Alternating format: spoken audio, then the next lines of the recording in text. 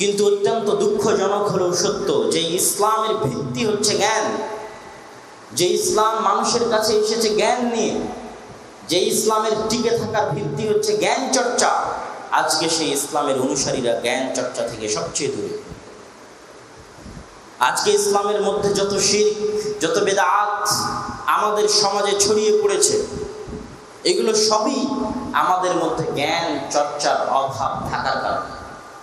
এবং সারা পৃথিবীব্যাপী আজ মুসলিম সমাজ যে পিছিয়ে পড়েছে, অবহেলিত, অপমানিত, অপদস্থ, তারও পিছনে সবচেয়ে বড় কারণ হচ্ছে জ্ঞান চর্চা না থাকা।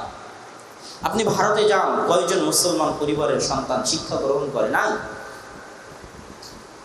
80% মুসলিম পরিবারের সন্তানেরা অল্প বয়সী কাজে যোগ দিয়ে দেয়। মুম্বাই যাবেন, কেরালা যাবেন, দিল্লি যাবেন, সব দেখবেন পশ্চিমবঙ্গ, উত্তরপ্রদেশ, বিহার থেকে মুসলমানের ছেলেপেলেরা লেবার হিসেবে, মিস্ত্রি হিসেবে কাজ করতে গেছে। জ্ঞান চর্চার অভ্যাস নাই।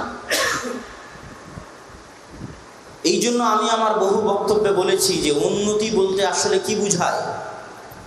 অবকাঠামোগত উন্নয়ন নয়। শুধু পদ্মা ব্রিজ করে দিলাম আর এটা উন্নতির লক্ষণ তা নয়। ওই পদ্মা ব্রিজে তো লেবার হিসেবে খাটতেছে বাঙালি, ইঞ্জিনিয়ার তো বাঙালি নয়। চায়না থেকে ভাড়া করে নিয়ে আসা ইঞ্জিনিয়ার তৈরি করতেছে, তার মানে এখনো জ্ঞানের জগতে বাংলাদেশের মানুষ ওই পর্যায়ে পৌঁছতে পারেনি। শুধু কোট প্যান্ট শার্ট গার্মেন্টসে তৈরি করে বিদেশে রপ্তানি করার নাম উন্নতি নয়, এটা সাময়িক জিনিস। যেখানে যে যত কম দামে তৈরি করে দিতে পারবে এই ব্যবসা সে করতে পারবে।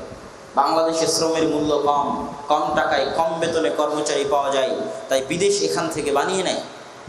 যেদিন এর চাইতে কম টাকায় কেউ বানিয়ে দিবে সেই দিন তারা সেখান থেকে বানিয়ে নিবে। কিন্তু আসল উন্নয়ন হচ্ছে জ্ঞানের উন্নয়ন, আসল উন্নয়ন হচ্ছে বুদ্ধিবৃত্তিক উন্নয়ন, চিন্তার উন্নয়ন।